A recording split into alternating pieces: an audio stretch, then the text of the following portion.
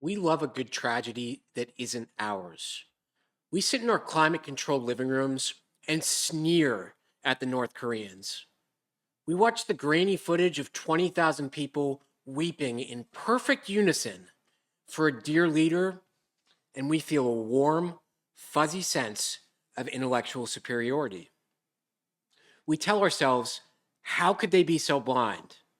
How could they let themselves be so propagandized?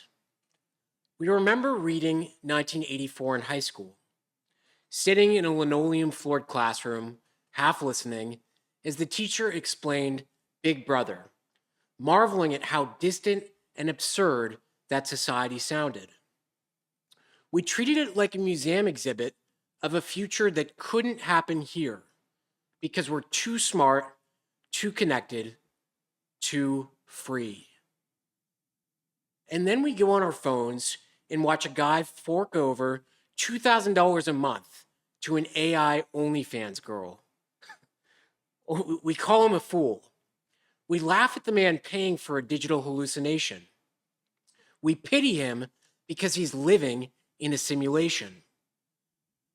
But here's the punchline we haven't realized yet. At least that guy knows what he's paying for. The hallmark of being propagandized isn't that you're shouting slogans in a square. It's that you have absolutely no idea it's happening. You think your opinions are your own, while you're being fed a script by people who view you as a line item on a very boring spreadsheet with your name in column C. So let's talk about the F-15 pilot. Last Friday, an F-15 Strike Eagle goes down over Iran. 2 crew members eject, a pilot and a weapons system officer, a colonel. The pilot gets rescued quickly. The colonel is missing. And what follows is, depending on who you ask, either one of the most heroic rescue operations in the history of American Special Forces, or one of the most elaborate cover stories since the Pentagon told us Iraq had weapons of mass destruction and then spent 3 years looking for them in a country the size of California. Spoiler, they didn't find them. Here's what we're told. Over 100 Special Forces soldiers, 155 aircraft, fighters, bombers, tankers, rescue platforms, with the CIA running a simultaneous disinformation campaign inside Iran to misdirect Iranian search teams. And the colonel himself, seriously wounded, ankle injured, alone in hostile territory, somehow climbs a 7,000-foot bridge line in the Zagros Mountains in the dark, hides in a rock crevice, and rations his emergency beacon so the Iranians can't triangulate his position, armed only with a sidearm. Now, I want to give this story its full Hollywood treatment, because that is exactly what it is. This is Lone Survivor. This is every war film where the third act requires one man to do something physically impossible through sheer force of American will and superior dental hygiene. A seriously wounded colonel, injured ankle, ejected from a supersonic aircraft, hunted by the Iranian Revolutionary Guard Corps, local tribesmen with hunting rifles, and the Basij militia, somehow finds it in himself to climb 7,000 feet of jagged rock in the dark with a pistol, which is taller than any mountain in the United Kingdom. This man outhiked an entire country while bleeding and being hunted in enemy territory at night. Marcus Luttrell had a film crew. This guy had a rock and presumably some very motivating thoughts about not becoming an Iranian press conference.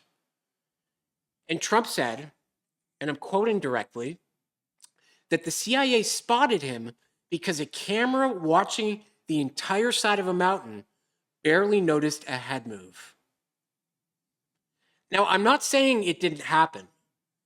I'm just saying, if you submitted this screenplay to a studio, they'd send it back and ask you to ground the third act in something audiences could actually believe. And keep in mind, this is an industry that greenlit Transformers 6. Because here's what we're also told. On April 1st, April Fool's Day, and I need you to sit with that, American outlets reported that the Pentagon was developing a plan to use special forces to seize nearly 1,000 pounds of enriched uranium from the Isfahan nuclear complex. 3 days later, the F-15E goes down, and the rescue operation deploys to a makeshift airfield near Isfahan, which is, according to Iran's own foreign ministry, a, quote, long way from where the pilot was actually supposed to be. In Kogiluya and Boyer Ahmad province, that's where the pilot was supposed to be. Incredible coincidence. They're everywhere if you look, these airfields, like Starbucks, but with geopolitical consequences. So you send 100 Special Forces soldiers, 155 aircraft, and the full weight of CIA covert operations to rescue one colonel with a sprained ankle. And you land at an abandoned airfield that happens to be adjacent to the largest enriched uranium stockpile in the Middle East. Now let's talk about the aircraft they sent, because this is where the story starts to develop a smell. Among the 150 aircraft deployed to rescue one man with a sprained ankle, the Pentagon sent MC-130 cargo planes, military transport aircraft, flying trucks, essentially. The kind of thing you use to move large, heavy objects on pallets across international airspace. You don't send a fleet of cargo planes to rescue a single colonel hiding in a rock crevice. You send a helicopter, maybe two, I'll be generous, sized appropriately for the recovery of one human being whose primary medical complaint is a sprained ankle. Though apparently, that ankle is made of solid titanium, given that he just free soloed a 7,000-foot Iranian mountain while 3 separate armed factions tried to find him in the dark. You do not mobilize. Think, folks, Coonskin Nation, think. You do not mobilize the logistical infrastructure of a mid-sized moving company to return one man with a busted foot, unless you're moving something else. And then several of the cargo aircraft get stuck in the sand on Iranian soil, we're told, and you have to destroy them, blow them up on the ground to prevent sensitive equipment from being captured, which raises the question of what sensitive equipment you'd need to rescue an ankle. And then 3 more MC-130 cargo planes are dispatched to the same makeshift airfield, and these ones take off fine because the Pentagon explains the pilots already knew the runway's features. The features of an abandoned airfield in the country we're at war with, near the uranium that they'd apparently visited before. I'll let you finish that sentence yourself, and I won't rush you. So you deploy 155 aircraft, including cargo planes, with the volumetric capacity to transport nearly 1,000 pounds of enriched uranium to an abandoned airfield in Isfahan that is nowhere near Kogiluya and Boyer Ahmad province where the colonel was hiding. 3 days after the Pentagon announced it wanted that uranium, and the official explanation is that it was all for one man with a sprained ankle who climbed a 7,000-foot mountain in the dark while being hunted by an entire country. I'm not a military strategist, but I do know that when someone shows up to your house with a moving truck to return a phone charger, the charger is probably not why they came. And here's where I want to talk about propaganda. Not the North Korean kind, not the weeping masses kind, but the American kind. The kind that works on you precisely because it respects your intelligence just enough to give you a hero. North Korean propaganda is easy to spot because it's crude. It insults your intelligence so obviously that your defenses go up automatically.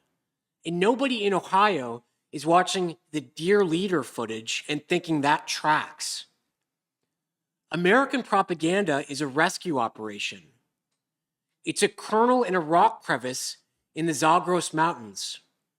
It's Trump on the South Lawn at midnight posting, "We got him," in full capitals, while simultaneously, and this is the part they told us openly as a point of pride, the CIA was running a disinformation campaign inside Iran. A government that runs disinformation operations against foreign populations described their disinformation operations in a press briefing, and we applauded. Nobody raised a hand and said, "Wait, you're describing lying to a country on purpose to control what they believe, and you're proud of this." Is there any universe in which that capability stops at the border, at our border? No hands went up.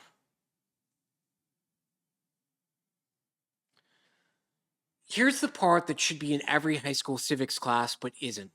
Because civics class stopped existing around 2003 when they replaced it with a unit on recycling and a presentation about feelings. There used to be a law called the Smith-Mundt Act, passed in 1948, whose core provision was simple. The United States government may produce propaganda for foreign audiences, as they did in Iran. Voice of America, Radio Free Europe, all of it. But that same material cannot be disseminated to American citizens. Senator Edward Zirinsky argued in 1985 that the reason we don't propagandize our own people is specifically to distinguish ourselves from the Soviet Union, where domestic propaganda is a principal government activity. That was the line. You don't do to your own people what the Soviets do to theirs. In 2012, Obama quietly signed the Smith-Mundt Modernization Act as a rider buried inside the National Defense Authorization Act, one of those big omnibus bills. You can't possibly, collate everything inside it and read it as a congressperson before you pass it. And what Obama did, is he eliminated the domestic dissemination ban. The official explanation was modernization. The internet exists. The restriction was unenforceable anyway, which is a perfectly reasonable explanation right up until you notice that the restriction was unenforceable, so let's remove it, is a very different argument than the restriction was wrong. One is a technical update, the other is a policy decision. And the decision they made was that the government may now legally direct its propaganda apparatus at American citizens, provided it maintains the fiction that the content was originally intended for a foreign audience. Exactly what we have here in Iran. The propaganda just has to pretend it wasn't made for you, like a calzone that's technically a pizza folded in half. Same ingredients, different paperwork. So when the story of a miraculous rescue in the Zagros Mountains appears fully formed and cinematically perfect on your phone at midnight, complete with a true social post in capitals and a CIA director comparing it to finding a grain of sand in a desert, that is not a press release. That is content produced by the government's information apparatus for an audience that a 1948 law specifically said should be protected from it. And since 2013, it's perfectly legal. Congratulations. We're financing a regional war we voted against, conducted with weapons we're running out of, through an operation whose official account requires you to believe that 155 aircraft, including cargo planes, large enough to transport the better part of a nuclear program, were deployed for one colonel with a sprained ankle who free soloed a 7,000-foot Iranian mountain in the dark, got spotted by a camera that barely noticed a head move, and happened to land near the largest uranium stockpile in the Middle East 3 days after the Pentagon said it wanted that uranium. At least the guy paying $2,000 a month for the AI girlfriend knows he's in a simulation. Ours just has better production values and a CIA director who sounds like a motivational speaker. The hallmark of being propagandized isn't the slogans. It's the story that feels too good to question. It's the cargo planes nobody mentions. It's the narrative so perfectly constructed that pulling at any thread feels unpatriotic. Because who questions a rescue? What kind of American questions the official narrative of a heroic rescue? Isfahan is not Kogiluya and Boyer Ahmad. What do I mean by that? The airfield where they landed and the mountain where the colonel was hiding are not in the same part of Iran. That is not a theory. That's a map. Look it up. Guard your mind. Stay human. Welcome back to the Taylor Morris Show. Woo! Welcome back, folks. That fires me up. We have a couple things on the plate today. This is going to be, the aperture of this episode is going to be a little more focused. We're going to talk about the insanity of Trump because it needs to be talked about, and I believe there's going to be nuclear war. Fear not, my friends. As they say in Dune, fear is the mind killer.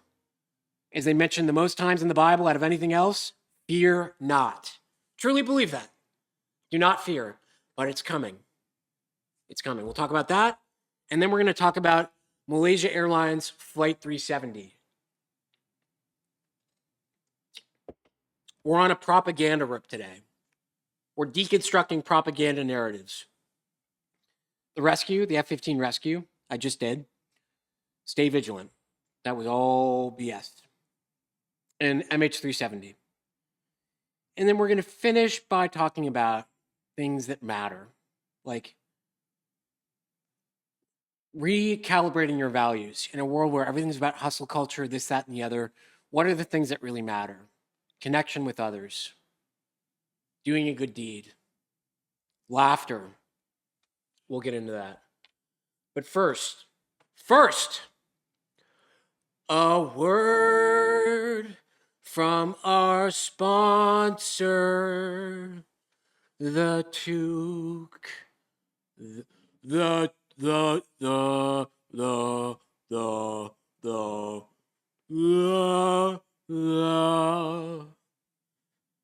Okay.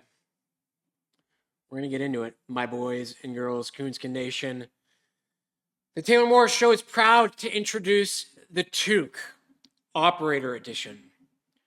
Built on the same sacred dreamcatcher geometry as the original civilian Toque, the Operator Edition has been completely re-engineered for the specific spectral threat environment of active combat zones. Keep in mind, the Toque is like a dream catcher that you drape over the tip of your penis. The frame is constructed from military spec woven Kevlar, ballistic rated, flame resistant, and reinforced with a micro lattice of 24 karat gold thread that operates as a Faraday cage against fourth dimensional frequency intrusion. The sinew, replaced with tensile carbon fiber rated to 4,000 pounds of pull force, because a Mesopotamian djinn is not a suburban succubus or Jezebel. a Mesopotamian jinn, has been practicing since 3000 BC, and it will not be deterred by standard sinew. It will pull. The Took Operator Edition does not yield. The interior lining is infused with a proprietary blend of Himalayan salt crystite, pressed frankincense resin, and a compound our research and development team refers to internally as the Gilgamesh Protocol. The exact combination of sacred materials described in pre-cuneiform Sumerian tablets is effective against fourth-dimensional portal intrusion. We didn't invent the formula. We just had it declassified.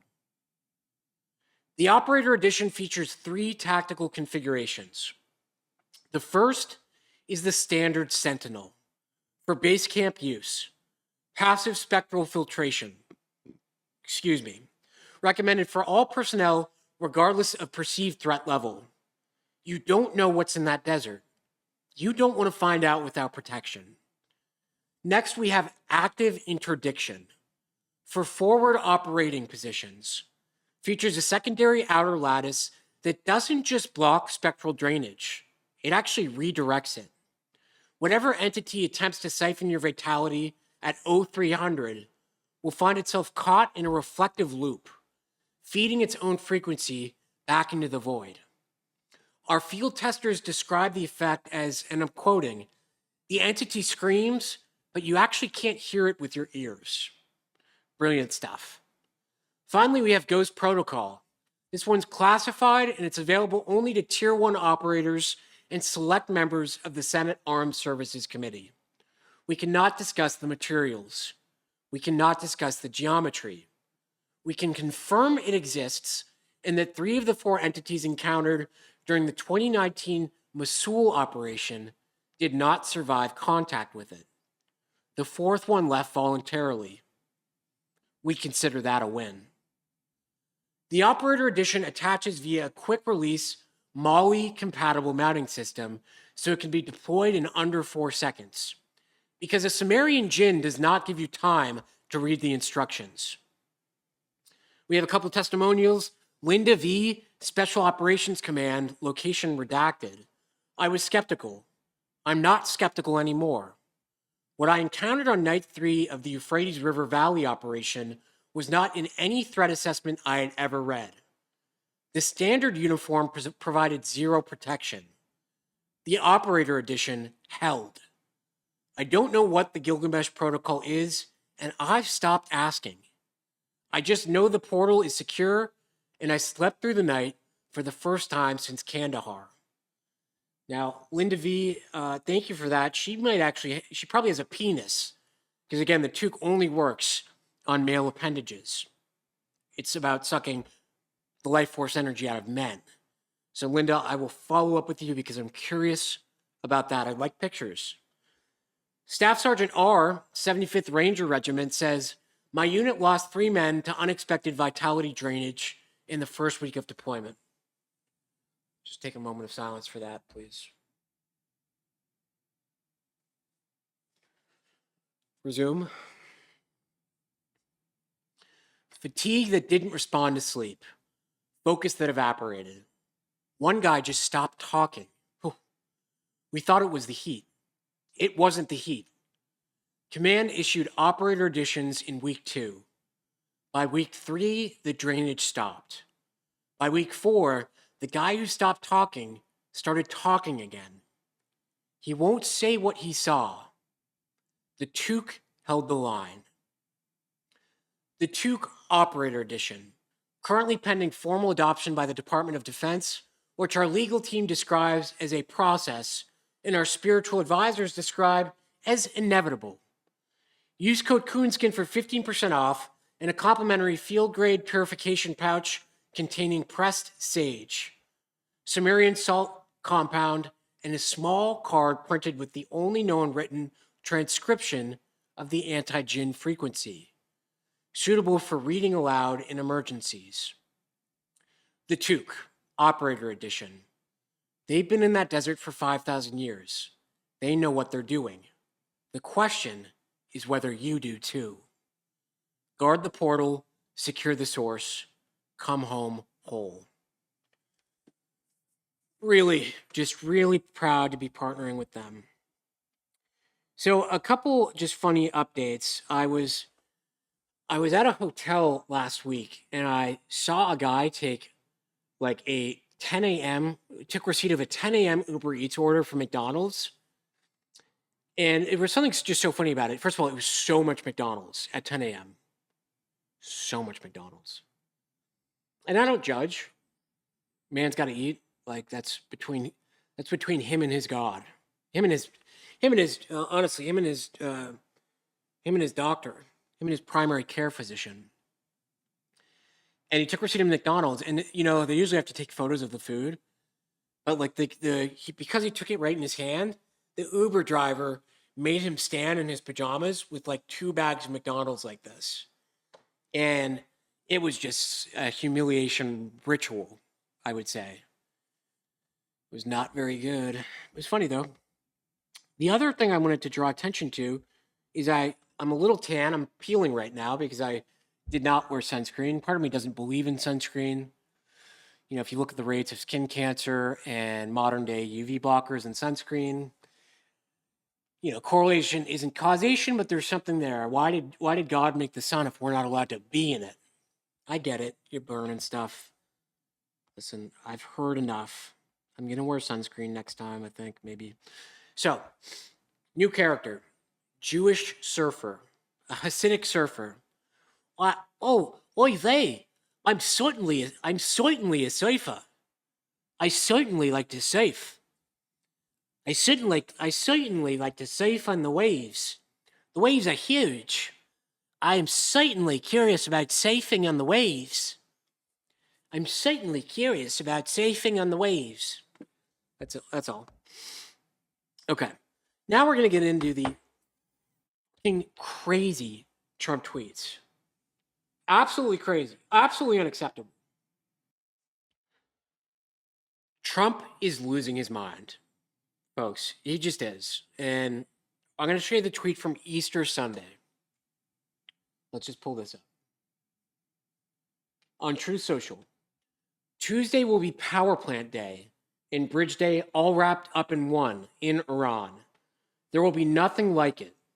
Open the fucking strait, you crazy bastards, or you'll be living in hell. Just watch. Praise be to Allah. President Donald J. Trump.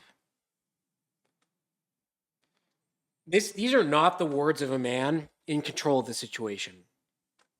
And you'll notice the stock market has stopped believing Trump. Trump said we've completely destroyed Iran militarily, right? Well, the Strait of Hormuz is still closed. Iran just downed an F-15 Eagle strike with a missile. Is that really a country that has been absolutely overwhelmed and defeated? This is a man that's not in control. And what he's doing here, and this really does upset me, is he's threatening to destroy power plants and bridges, civilian infrastructure. That's power for babies connected to incubators, power for people getting dialysis, power for elderly people in hospitals. And that's just the first order effects. Eventually, that's power for processing, like infrastructure and moving food around the country and producing things. So you create famine and violence. And keep in mind, the reason of going to war primarily, yes, it was the nuclear program, which that narrative fell apart because it was bullshit. Like Joe Kent, who worked for the Director of National Intelligence, came out on Tucker Carlson's show and was like, yeah, we were reporting that the Iranians were not planning to enrich uranium. They had a fatwa, a religious law under the last Ayatollah, where they were not to enrich uranium and develop nuclear weapons. Religious law. Religious law. So that was not the threat, and that fell apart pretty quickly, if you'll remember. U.S. officials stopped touting that. So then it became about, we are going to rescue the Iranian populace from an oppressive, totalitarian, theocratic regime. We're going to rescue them. So we go in and we bomb the religious leader of Shia Islam, like the Pope, we kill the Pope of Shia Islam, as if we've completely forgotten that when you kill, if like Biden was president and someone came and killed Biden, I wasn't a big fan of Biden. I'm not even a left versus right guy. I'm an anti-pedophile guy. But I would feel compelled to rally around the country. Differences aside, you fuck with our country, we're all on the same team. Well, there's no surprise that has raised patriotism in support of the current regime in Iran, often the Ayatollah and his family. So there was no popular uprising. We said it was about the people. Now Trump is saying, I'm just going to destroy civilian infrastructure. That is not what an American president, that is not what America does. That is not our MO. That puts us on the same plane as Erdogan in Turkey, as the guy in Bashir al-Assad in Syria, as Putin, as some people say, as some people claim, as Zelensky, as bad dudes. America does not do that. We are, supposedly the ideal of America is the world police. We promote democracy and freedom. And we're the strong nation that protects those who can't protect themselves. And now we have our commander-in-chief saying he's going to destroy civilian infrastructure, cussing on Easter Sunday of all days. This man is not in control. And the markets are not believing him. We are being lied to about what's going on in Iran. We were lied to about the F-15 thing. I'm sorry. You have to suspend. I'm not going to get all worked up. You have to suspend all common sense to believe the F-15 story. Just as you have to suspend all common sense, as we'll get to, that the international community lost a Boeing 777 in the Indian Ocean with flight MH370. We would know if a can of Coke landed in the ocean with all the satellites and signal intelligence we have. You'd have to suspend all common sense. The Strait of Hormuz is still closed. My fear, and I think this is well-founded, is conventional weapons are not going to be able to reopen it because they just block the strait with mines. And then they can use drones, Shahed drones. I think that's what they're called. Shahed, whatever. The drones that they make from a distance. And if conventional options don't work, well, on the escalation ladder, what's next? Sure, destroying civilian infrastructure, reprehensible, but there's only one answer. It's nuclear weapons. The next escalation, sure, it's civilian infrastructure and basically terrorism, war crimes, is nuclear weapons.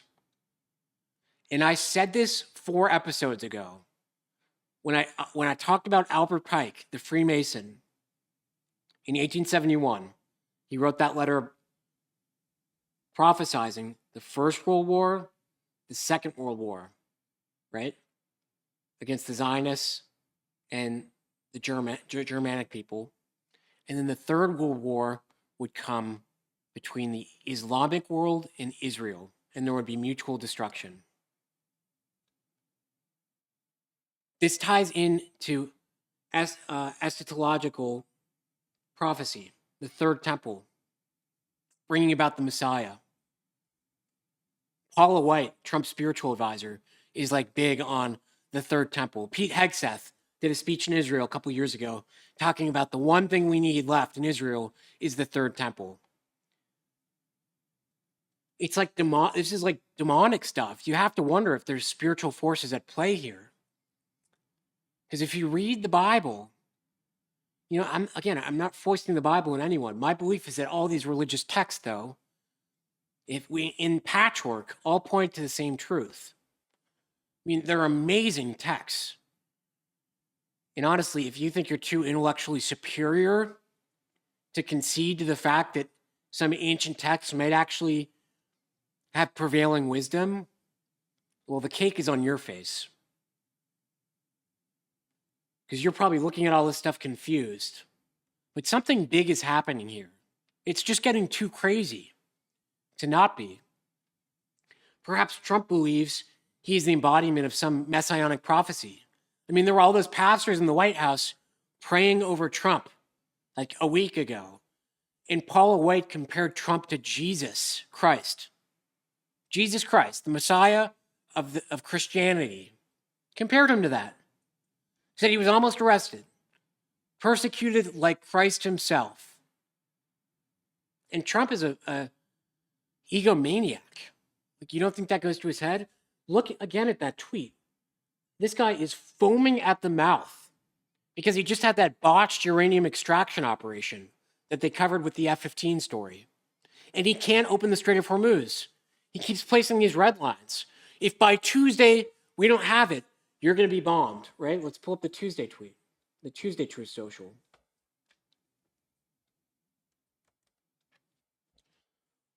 A whole civilization, this is today, a whole civilization will die tonight, never to be brought back again. I don't want that to happen, but it probably will. However, now that we have complete and total regime change, or different, smarter, and less radicalized minds prevail, maybe something revolutionarily wonderful can happen. Who knows? We will find out tonight, one of the most important moments in the long and complex history of the world. 47 years of extortion, corruption, and death will finally end. God bless the great people of Iran. What the hell is going on? A whole civilization will die tonight. I mean, wake up, people. This is not hyperbole. This is big. This is big, and it's scary, and it's reckless. And honestly, the 25th Amendment should be invoked, but it's not going to be soon enough. I believe nuclear weapons are going to be launched. It'll be regional, but that region of the world will be destroyed, and it'll create a migrant diaspora of proportions we probably haven't experienced in this lifetime. 30% of the world's fertilizer comes out of the Strait of Hormuz. There are over 1 billion people in sub-Saharan Africa. What are they going to do? Starve? Probably. Migrant crisis there? Probably. Militias and gangs in sub-Saharan Africa taking control of food supplies? Violence erupting? Most likely. And not to dwell on it, but you know what's interesting? Before, was it January 6th? When did we, no, sorry. When did the Strait of Hormuz close? Before March 2nd, the Strait of Hormuz was open. None of this had to happen.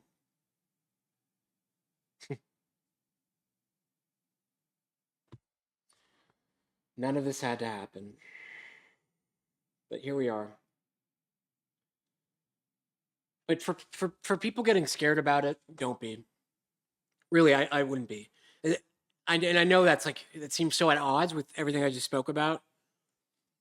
But that's what's happening in real life here. But the Taoists call the world Maya, the great drama, or the great illusion. In Dune, they say fear is the mind killer. There is a metaphysical element to all of this. Quantumly, reality is a projection of the subconscious. Our thoughts and emotions somehow effectuate reality. So we hear the prospect of these nuclear bombs going off in the Middle East, and it sounds really scary, but the question remains, is this all just part of the great illusion to incite fear in you and knock you off your heels?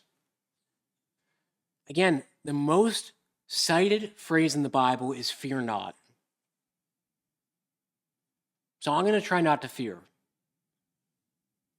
You know, I have the benefit of having a higher power. I believe in a universal mind of love, of oneness. And that, you know, it's not a cope. It's not copium. I've experienced it, so it's experiential for me. But what that allows me to do is actually not worry about these worldly things because my soul is eternal and so is yours. And it's going to be okay. It really is. And again, that's not just a cope, or I'm not assuaging you. If you haven't opened your mind up to the fact that there's something greater than yourself, then this whole thing is probably scary and stressful for you. You probably get spun up in politics, in your mind controlled by it, your attention siphoned. And that is not the way to go about this. But we will prevail. Okay? Be still, my children. Again, if you're liking the episode, I need you right the fuck now to follow this podcast. Follow the channel. Follow the podcast if you're listening on Spotify. Subscribe on YouTube. Like on YouTube. Rate on Spotify. 5 stars. 5 star for a Chinese man. Leave a comment. Share. I'm not begging you. I'm instructing you, Coonskin Nation. Thank you very much. One other thing before we go to commercial break is in the realm of Chinese maxing, as you may all be familiar with. I've discovered something new. Walnut polishing hand. Okay? Coonskin Nation. There is something very Chinese I've discovered. It's called wenwan, and it's a traditional Chinese hobby that uses hand rolling and brushing to create a deep red patina over months or years in walnuts. So you get a pair of nuts. These are Taylor's nuts. Would you like to hold them? And you just rotate them in your hand over years. And honestly, after you do it for 2 years, you can sell them for like $5,000, I think. Hand polished walnuts for sale. Let's go, baby. Oh, well. Oh my God. Here we go. 2,000. Oh, look at this. Oh my days. Walnuts polished. Woohoo! Beautiful. Beautiful. Look at those. Look at those nuts. Look at those nuts. Beautiful. $2,000. So my message to all of you, get to polishing now. Now. And now a word from one of our sponsors. Death is inevitable, but leaving your family a fruit tree, that's a legacy. For generations, we've asked the same tired questions at the end of life. Cremation or burial? Open casket or closed? Naked or clothed? Do we invite the Hendersons even though nobody's spoken to them since the incident at Thanksgiving in 2019? The Taylor Morris Show is proud to introduce Citrus Return. Citrus Return is the world's first premium post-mortem arboricultural service, specializing exclusively in the transformation of human remains into fully mature, fruit-bearing citrus trees, specifically oranges. Here's how it works. Upon your passing, our licensed botanical morticians, each one credentialed in both grief counseling and soil chemistry, will process your remains using our proprietary ash bloom protocol. Your cremated material is blended with a specialty formulated alkaline compost, pH balanced to your specific biological makeup, and used to nourish a Valencia orange seedling that will bear your name, your general disposition, and eventually your grandchildren. Not metaphorically. Your grandchildren will consume you, literally, in juice form, over ice, possibly with champagne, which frankly, you would have wanted. Think about what this means for the holidays. No more standing in front of a mahogany box trying to think of something meaningful to say to a person who can no longer hear you. Instead, your family gathers in the backyard beneath the canopy of a tree that is biologically and spiritually you. And they squeeze you into a pitcher, add some sugar, chug it down, and make a family memory. Your grandson, Tyler, who never called, who moved to Portland and started a podcast about sourdough, who missed your 80th birthday because of a prior commitment that turned out to be an axe throwing league. Tyler is going to drink you for breakfast every morning, whether he likes it or not. That's not death. That's accountability. Citrus Return offers 3 premium interment packages. The Standard Grove. Your remains nourish a single Valencia orange tree planted on a property of your choosing. Comes with a brass nameplate, a certificate of botanical interment, and a laminated card explaining to house guests why they shouldn't pick the fruit without permission. Next is the Family Orchard, for the patriarch or matriarch who wants to go big.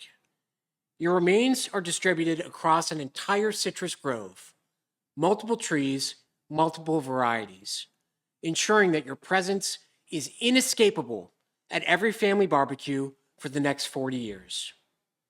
You become the centerpiece. Literally, the trees frame the patio. Nobody can eat outside without being surrounded by you. Finally, the Sovereign Blend, our most exclusive package. Your remains are blended with 2 other departed family members of your choosing, a spouse, a sibling, a beloved pet, creating a single tree of extraordinary complexity. Customers describe the resulting fruit as having unusual depth. Our botanists describe it as chemically unique. Your family will describe it as, we don't talk about what's in the orange tree. Great. Some testimonials. Gerald W., retired from Phoenix, Arizona, says, my father was a difficult man, distant, quiet, critical, seemed to save his warmth for strangers and golden retrievers. When he passed, we did Citrus Return on a whim. Now he's a tree in my backyard. And I will say, as an orange, outstanding. Best citrus I've ever had. He's finally giving something back. I squeeze him every morning. We have a better relationship now than we ever did when he had a pulse.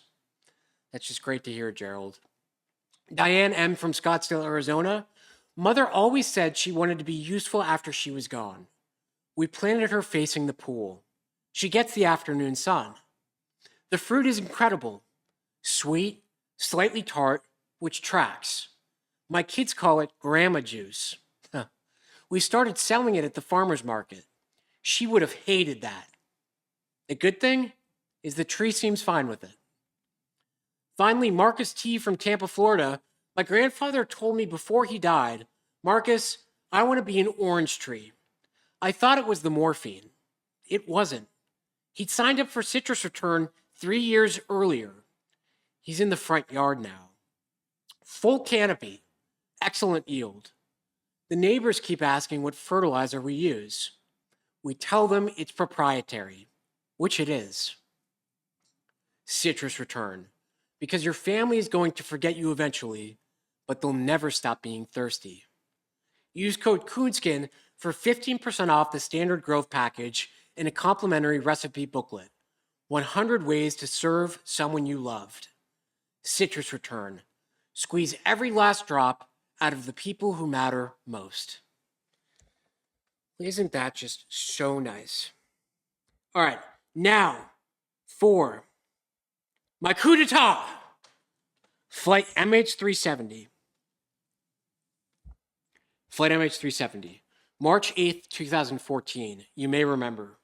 Malaysia Airlines Flight MH370 departs Kuala Lumpur at 12:41 a.m. bound for Beijing. 239 people on board. 40 minutes into the flight, it goes dark. No mayday, no distress call, no wreckage, no debris field, no bodies, Nothing. Nothing. A Boeing 777, bit of a tongue twister, just disappeared. So that's the story, right? And there was a Netflix documentary about it. You know, theories about the pilot, maybe doing it on purpose, yada, yada, yada. Here's the thing, folks, Coonskin Nation. Listen up, seriously. In order to believe that the nations of the world were unable to locate a downed Boeing 777, you have to suspend all common sense. All common sense. In today's age of surveillance, satellites, we have satellites that canopy the entire atmosphere. The entire atmosphere. It's a whole department. Signal intelligence, CIA, NSA, Director of National Intelligence, Army Intelligence, Naval Intelligence, Air Force Intelligence. We've got it covered. Covered. We're tracking all planes in all airspace at all times. We would know if a can of Coke fell in the ocean.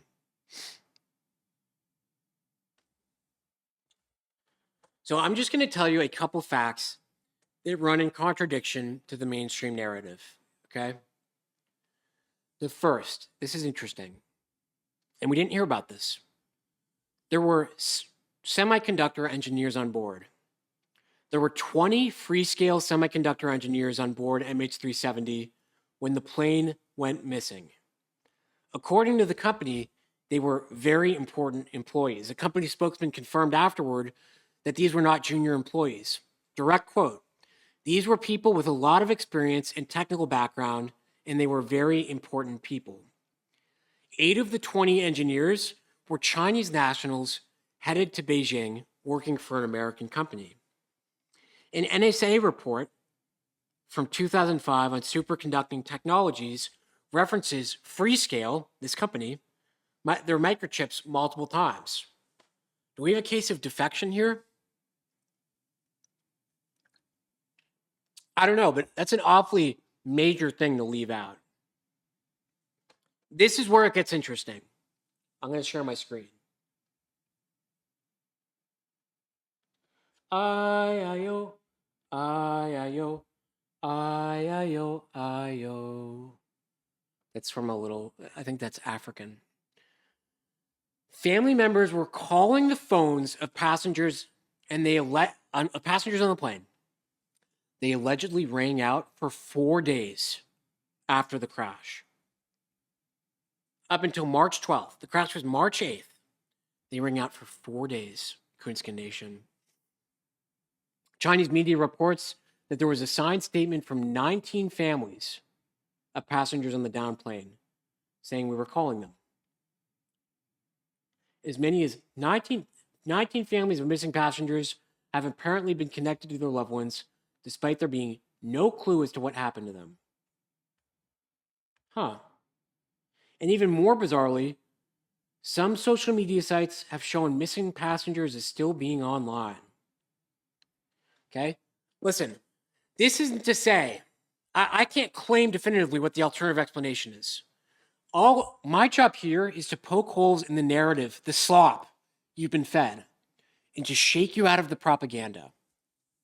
So that's the first thing. Things ringing out. The other interesting thing, okay? Philip Wood, he was an IBM executive. He posted on 4chan on March 18th, 2014. Anonymous posted on 4chan. "I've been held hostage by unknown military personnel after my flight was hijacked, parentheses blindfolded. I work for IBM and I've managed to hide my cell phone in my ass during the hijack. I've been separated from the rest of the passengers and I am in a cell. My name is Philip Wood. I think I've been drugged as well and cannot think clearly." This photo he posted, it was completely black. The EXIF data, the metadata, put him on Diego Garcia. Diego Garcia map. This is Diego Garcia. This is one of the CIA's most secretive bases. Whoop! What do you know, guys? Right under India, sort of right where the plane crashed. Diego Garcia, that's a CIA black site.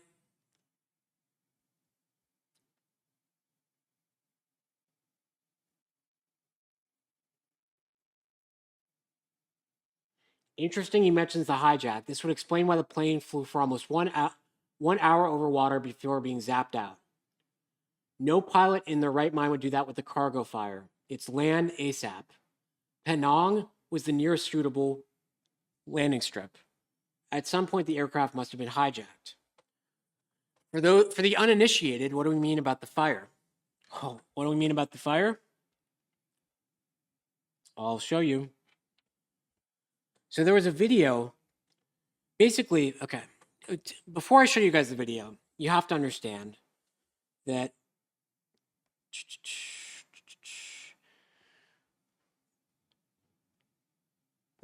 in May and June 2014, there were videos posted by an anonymous account to Reddit. The anonymous account was Regicide Anon, 10 weeks after MH370 disappeared, but they attracted almost no attention. They resurfaced on August 7th, 2023 in the subreddit r/UFOs, where a post received 44,900 upvotes showing what looked like ultraviolet footage of a plane encircled by 3 moving dots. Okay, let's see this, folks.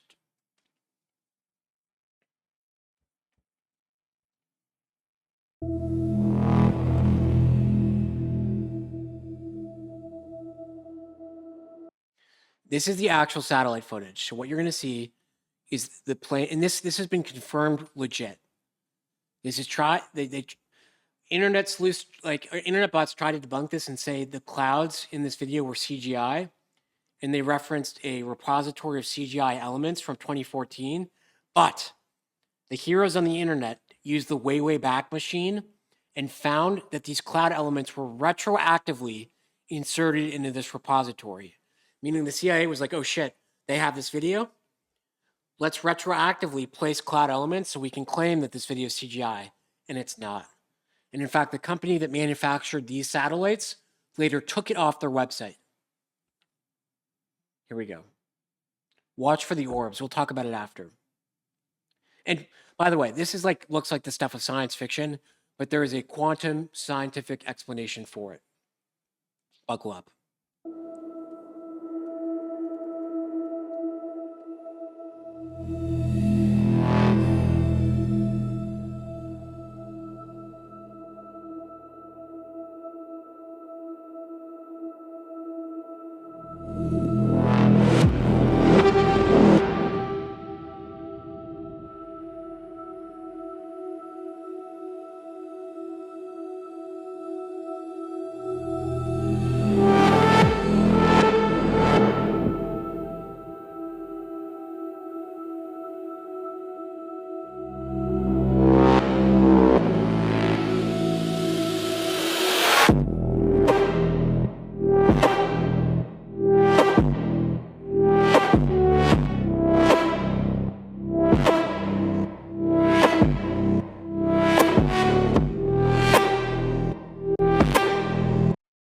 Just zapped away. We'll continue watching this.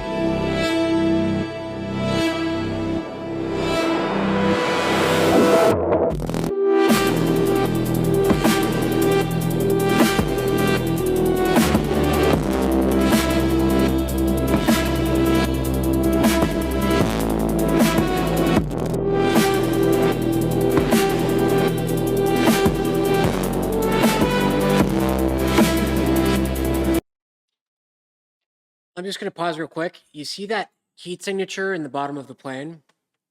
This explains the crazy flight path. There was a fire. okay? When you board a commercial jetliner, you know how they say no lithium-ion batteries? Well, something the CIA can do is they can either put their own people in TSA or grease the palms of people to allow a pallet of lithium-ion batteries be loaded onto the plane, specifically towards the front of the plane, in the cargo hold beneath the avionics, which is the stuff that allows people to fly the plane, right, directionally, navigationally. And so if you set off that fire mid-flight, as done now, as evidenced by the heat signature in the belly of the plane, the avionics get completely screwed up. Then there was likely a hijacking event because the plane flew for over an hour after that. If there's a fire in the plane, you'd land it immediately. But there was a hijacking event. And then these orbs were introduced. We're going to talk about the orbs in a minute.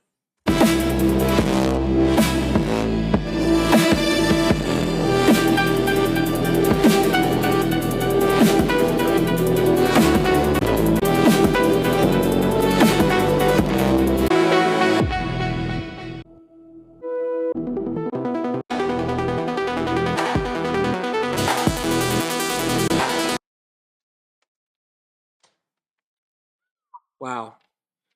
It's crazy stuff, right? But bear with me. There's all an explanation. So I like this guy's explanation, okay? So we've talked about this a little bit before. Tesla says reality is sound, frequency, and vibration. This table, it's just molecules vibrating at a certain frequency that creates matter, okay? So I'm going to read this guy's explanation verbatim because I love it. Imagine reality is not solid. It's more like a flexible field made of waves, frequency, vibration, energy. Everything, matter, light, even space itself, exists as a pattern in that field. Now, here's the simple version of what happened. The plane is just a wave pattern. So that Boeing 777 isn't truly solid. It's actually just a stable pattern of energy vibrating at specific frequencies. Just like this table, just like my computer, just like the iPad, just like the house I'm in. Think of it like a song playing on a radio. The plane is the song, and reality is the radio field. So these three orbs come in and they lock onto that pattern. They resonate. You know, like when an opera singer shatters a glass, it's resonant frequency. So the three plasma orbs appear and surround the plane, and they match the plane's exact frequency, almost like tuning to the same radio station, and they form a triangle around it. They create a perfectly synchronized energy field. This is called phase locking, and it's when everything is vibrating in sync. Next, they create a bubble around the plane. So once locked in, the orbs generate a contained energy bubble around the aircraft. Inside this bubble, normal physics are suppressed. Inertia, so mass resistance, like if you move fast in a car, that's inertia, G-force. It drops towards zero. The plane is no longer fully attached to normal space-time. Think of it like lifting an object out of water, right? It's like if the plane was previously in water, the orbs creating that bubble lifted it out. So it's no longer playing by the rules of the water. Next is space gets folded or shortcutted. The orbs then use energy to bend or connect 2 points in space. Instead of traveling across the ocean, they create a shortcut, like a tunnel, connect point A, where the plane is, directly to point B, the destination. It's similar to a wormhole, but created using frequency resonance instead of massive gravity. And finally, the plane shifts phase, so it disappears. And I know this sounds complicated, but bear with me. If you don't understand all this, it's not really important. But for those who can follow along, this is real science. At peak synchronization, the plane's wave pattern is shifted out of our visible reality, and it transitions through this shortcut instantly. That's why it appears to vanish. On the other side of the connection, the plane rematerializes, returns to normal physics, and exists in a new location, like the Diego Garcia base. Think of it like this. The plane is a file on your computer. The orbs are a system of clicking cut, like cut the file, and then the teleportation is moving it somewhere else and pasting it. So you're not dragging it, you're cutting and pasting. No travel, just relocation. Okay? Crazy stuff. Crazy stuff. Now, let's talk about the video and the leaking of the video, because there's a guy that ties into all of this. His name is Edward Lin. Lieutenant Commander Edward Lin was a Taiwanese American Navy officer arrested in 2015 at Honolulu Airport on a flight to China, charged with espionage for allegedly leaking highly sensitive U.S. military secrets, including details about the long-range anti-ship missile, the high-speed railgun, and the laser weapon system being tested in the Persian Gulf. Here's where it gets interesting. When the case went to trial, Navy lawyers had a problem. There was very little evidence of any espionage by Lin. Government attorneys conceded that despite Lin's initial confession, they had no direct evidence corroborating much of what he supposedly confessed to. The government's spy case essentially boiled down to 2 emails that were classified secret after the fact. Lin served with a secretive Hawaii-based aviation unit that carried out reconnaissance on Chinese activities in the Pacific. Ashton Forbes, this guy on Twitter who really broke the MH370 story, identified Lin as the likely leaker of the MH370 orb videos, pointing to several details. First was Lin was caught with flight manifests, including search and rescue codenames.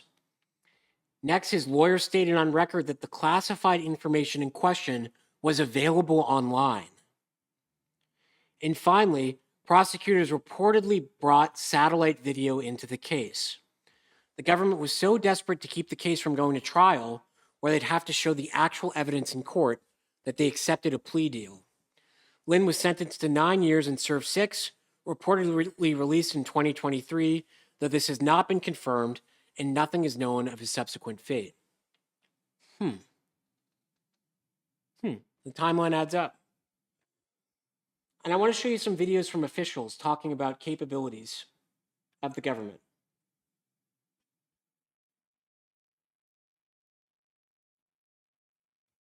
The CIA, as an agency, the CIA possesses unique capabilities that only the president can deploy. Some of these capabilities fall under covert action authorities. And because covert means exactly that, I'm not going to be able to tell you everything that you want to know. Exhibit A. Exhibit A. Exhibit B. To have lost focus and vision.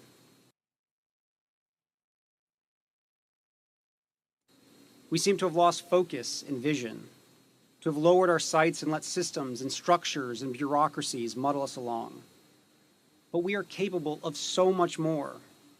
Our technologies permit us to manipulate time and space. They leave distance annihilated, cause things to grow and improve productivity. We seem to have lost focus and vision. Okay, thank you for that. And then finally, this Hong Kong personnel on the MH370 case. Let's listen to her. A few little red flags which were haunting me. Like at the very beginning, the Chinese ambassador told the Chinese families gathered in Malaysia, "It is very complicated, you cannot understand." That's not something you say if you sincerely don't know where the plane is, which was the official situation during the first few days. After that, I had someone... Her glasses are so foggy. ...very close to Hishamuddin Hussein, the Minister of Defense and Transport at the time, telling me that the White House was calling every day. Why would the White House call every day for a civil plane just lost? Then there was the former head of the Indonesian police telling the press a few months later that he knew from his counterpart in Malaysia what had really happened to MH370, clearly implying that it was not at all what we were being told. There was also an intelligence source who told Guylain Watrelot, who is the French man who lost his wife and 2 of his children on the plane, that there were 2 US AWACS on site that night and that the Americans knew exactly what had happened, but he could not say anything else. And then I met the nephew of the pilot who told me that a friend of his, who was now working for the Ministry of Defense, had told him when he met her at a wedding function in Kuala Lumpur, I'm very sorry for your uncle. They are collateral damage. That's all I can tell you. I had a few little red flags. Where there's smoke, there's fire, folks. I mean, there's just too many inconsistencies. There are too many inconsistencies. And finally, about the debris. The only debris was found in Africa. No debris in the Indian Ocean. A Boeing 777 has 3 million parts, okay? And investigators found 20. The flaperon, which is the articulating piece, I think, of the tail, or no, of the wings, maybe. The tail. It goes side to side, I think. The flaperon they recovered had only a partial serial number. The pieces found in Africa, that was impossible given ocean currents. They should have washed up in Australia. No fuel slick, no debris. This was a Boeing 777, not a Cessna, okay? Again, I don't know definitively what happened. I think the plane, given the semiconductors, I think these folks were defecting to China, and the flight was zapped and moved to Diego Garcia. Sounds crazy? I'm just a guy wearing a coonskin hat. But I'm also wearing a button down, which gives me some authority on this matter. I believe it does. We're getting to the end of our episode here. Just have one more word from a sponsor and then just a couple thoughts on things that matter, okay? This is Flair, the Stud Staff Hibachi Experience. Folks, we've already fixed the birthday magician industry. Now we're coming for dinner. If you're tired of a guy in a tall hat doing a lukewarm onion volcano while cracking 40-year-old jokes, you need Flair. Flair is the world's first high-prestige hibachi restaurant staffed entirely by elite 6-foot-plus studs. We're talking tailored, flame-resistant aprons, fresh fades, and a level of dapper charisma that makes the grill feel like a fashion runway. When your chef approaches the table, they aren't just flipping shrimp into your mouth. They're doing it with a level of stoic, masculine energy that makes you sit up straighter and fix your posture. There are no jokes about miso soup. There is only high-speed, precision knife work and a piercing gaze that says, I know exactly how you want your steak, and I'm disappointed you didn't ask for it medium rare. Flair. It's the dinner your wife will never forget, and the dinner you'll be thinking about during your next therapy session. Use code Coonskin for a priority reservation and a gold-plated spatula.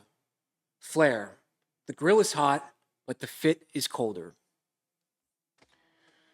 So as we wind down here, folks, I was thinking about the Tiger Woods stuff.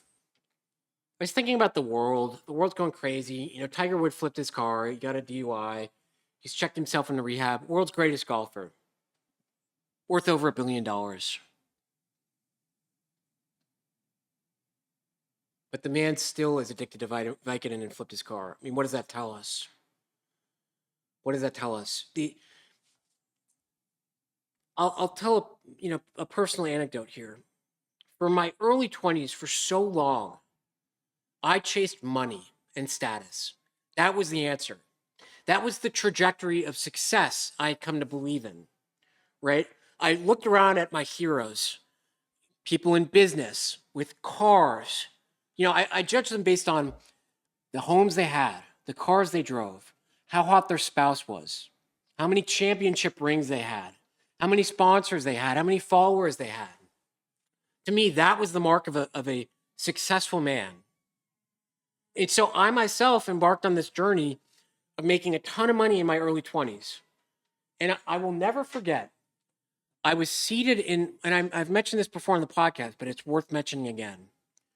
I was seated in my beautiful apartment in downtown Seaport, making money hand over fist, to the point where I didn't have to look at the prices of things I bought.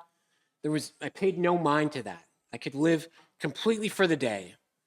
and not think about any of that. And I was sitting in my apartment in Boston, and I was scared shitless, so afraid to be alone with myself because I didn't know who I was. And I had the thought that this story I had been telling myself, that I thought the world had implicitly foisted on me, that if you go out and make this money and build your LinkedIn and get enough connections and message recruiters and go to networking events and dress a certain way and have a certain apartment and drive a certain car, then you too will be happy because you'll be successful. And I had the thought, the scary thought reared its head, that what if everything I've been taught about that was not true? Oh. And on some primal level, I knew that that was the truth. I knew that I was headed in the wrong direction. But I felt like I was too entrenched in this lifestyle that divorcing myself from it would be a long, arduous, violent, and messy process. And so I looked to an easy solution. I looked to anxiety medication to silence that thought and other anxieties that I didn't know how to deal with. But that was a big one. That was a big existential thought. Is everything I've been taught to believe about what's going to make me happy not true? Shut the fuck up, thought. Shut up, mind. Take a Xanax. I don't want to think about that. And boy, were the next 6 years tumultuous. Were the next 6 years way more tumultuous than would have been just stepping away, doing the courageous thing and making a career change at 25. There's probably a lot of you listening who think the same. Well, I'm, might be 28, maybe 25, maybe 35 in your career. This is not fulfilling me. That thought might be rearing its head about, is this really all life has to offer? And let me tell you, as someone who's been through the fires, that is not all life has to offer. And your success metrics are calibrated incorrectly. True wealth and success, I've come to learn, are not measured in salary or your 401k or your Roth IRA. They are measured in the quality of your friendships, the magnitude of your belly laughs, the movies you watch and cry at, the people you mourn, the people you fall in love with, the phone call you make to an old college friend on a Thursday afternoon, the meme you share with a friend or loved one, the coworker you go out and grab drinks with or go play frisbee golf with. That is the mark of a successful life. The good deeds you do when no one's looking. A piece of trash you pick up on the sidewalk. The joy and elation you feel when the sun decides to show itself on an early spring day. That is what wealth and success is. It's important, and I'm not lecturing, this is coming from personal experience, to detach from the material, because the material will always disappoint. It's an illusion. It's an illusion. It's a snake eating its own tail. You will never be happy chasing material things. It will never be enough. To have the idea that if only I get this vacation home or this promotion, then I'll be happy. You know what? You do it. You do it, and you guys, I think anyone who's achieved something knows what I'm talking about. The feeling lasts for maybe a day. And then it's like, okay, that's it. What next? So I would challenge all of you in the Coonskin Nation to first rate the podcast, share it, comment if you're enjoying. I appreciate the love, appreciate all you listeners. But I would challenge yourself to do one good thing every day with no recognition. And if that's picking up trash or, smiling at an associate checking you out or giving a compliment to someone, don't do it for admiration or for validation from other people. Do it for yourself. Do one good thing every day. And also maybe call someone this week you haven't spoken to. Because again, It's in the connections that the real wealth and success is found. Have a wonderful week. Until next time, I'm Taylor Morris. This is The Taylor Morris Show. Stay curious.